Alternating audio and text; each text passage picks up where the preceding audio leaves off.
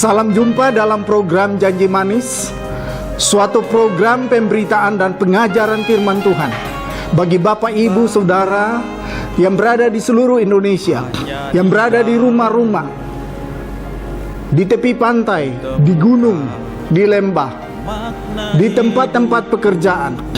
Hari ini firman Tuhan memberikan kepada kita jalan keluar. Sebab ada tersurat, bagi Allah tidak ada yang mustahil.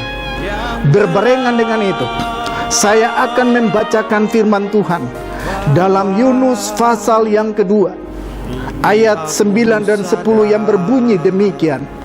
Tetapi aku dengan ucapan syukur akan kupersembahkan korban kepadamu. Apa yang kunasarkan akan kubayar. Keselamatan adalah dari Tuhan. Lalu berfirmanlah Tuhan kepada ikan itu, dan ikan itu pun memuntahkan Yunus ke darat. Hari ini saya mau berbicara tentang makna doa dan puasa dari dalam liang kubur.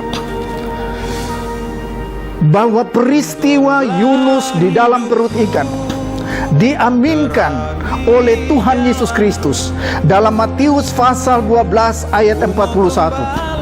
Sebab sebagaimana Yunus berada di dalam perut ikan 3 hari 3 malam, demikianlah anak manusia harus berada di dalam alam maut 3 hari 3 malam. Dan pada hari yang ketiga dia bangkit dari antara orang mati. Inilah yang saya maksudkan dengan tipologi. Bahwa tipologi di dalam perjanjian lama, penggenapannya di dalam perjanjian baru.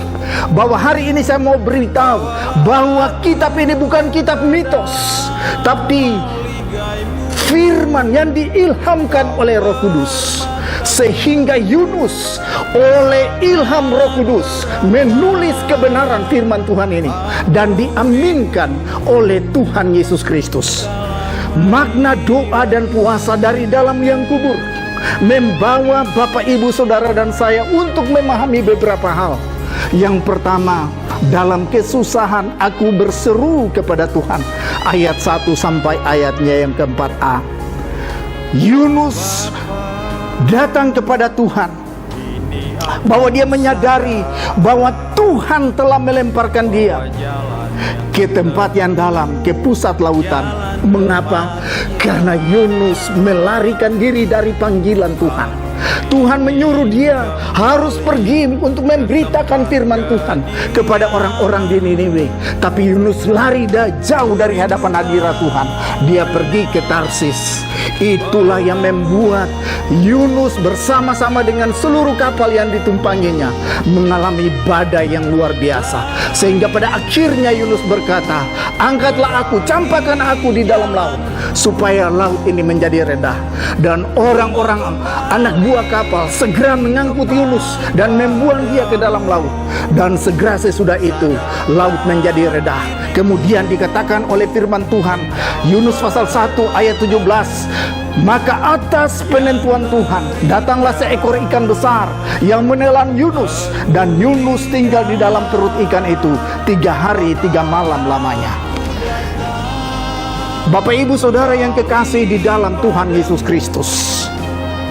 Jadi Yunus menaikkan doa ini dari dalam perut ikan yang disertai dengan puasa. Jadi hari ini saya mau beritahu bahwa ketika kita menghadapi tantangan, ketika kita menghadapi pergumulan, jalan yang paling terbaik adalah kita datang kepada Tuhan. Kita berdoa, mengaku akan dosa kita seperti Yunus. Dia menyadari bahwa dia telah dibuang dari hadapan hadirat Tuhan, sehingga dia memperoleh iman yang datang daripada Tuhan. Hal yang kedua, makna doa dan puasa dari liang kubur membawa kita untuk memahami bahwa doa dapat mengatasi kemustahilan. Ayat 46 dan ayatnya yang ke-47. Oh Tuhan, mungkinkah aku memandang lagi bait-Mu yang kudus? Segala air telah mengepung aku, lumut lautan telah membelit kepalaku. Aku tenggelam di dasar bumi, pintunya terpalang di belakangku untuk selama-lamanya. Ketika itulah engkau menaikkan nyawaku dari liang kubur. Ayat 6b. Bapak Ibu yang kekasih di dalam Tuhan Yesus Kristus, seandainya Yunus tidak berdoa, maka dia akan menghadapi suatu hal yang kesia-siaan, dan mungkin dia tidak bisa dimuntahkan kembali oleh ikan besar itu. Tapi dia berdoa kepada Tuhan, dia beriman kepada Tuhan. Ketika itulah engkau menaikkan nyawaku dari liang kubur. Ayat 6b. Itulah yang membuat Tuhan Allah mendengar apa yang disampaikan oleh Yunus. Setelah kita mendengarkan firman Tuhan, hari ini saya mau berdoa bagi Bapak Ibu Saudara. Mari kita tunduk kepala, kita berdoa.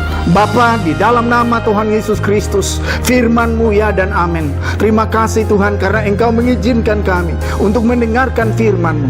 Hari ini Tuhan, kami datang, kami kembali kepada Tuhan. Kalau ada di antara para pemirsa yang mendengarkan firman Tuhan ini, yang mereka sudah jauh dari hadapan hadirat Tuhan, yang lari dari panggilan Tuhan Yesus Kristus, kasihanilah mereka. Hari ini Tuhan, Engkau ampuni segala sesuatu, setiap orang yang jauh, yang meninggalkan panggilan Tuhan di dalam kehidupannya. Engkau kembalikan mereka ke hadapan hadirat-Mu dengan kasih setia-Mu. Kiranya darah anak domba Allah, darah Tuhan Yesus Kristus menyucikan setiap orang yang telah mendengarkan firman Tuhan.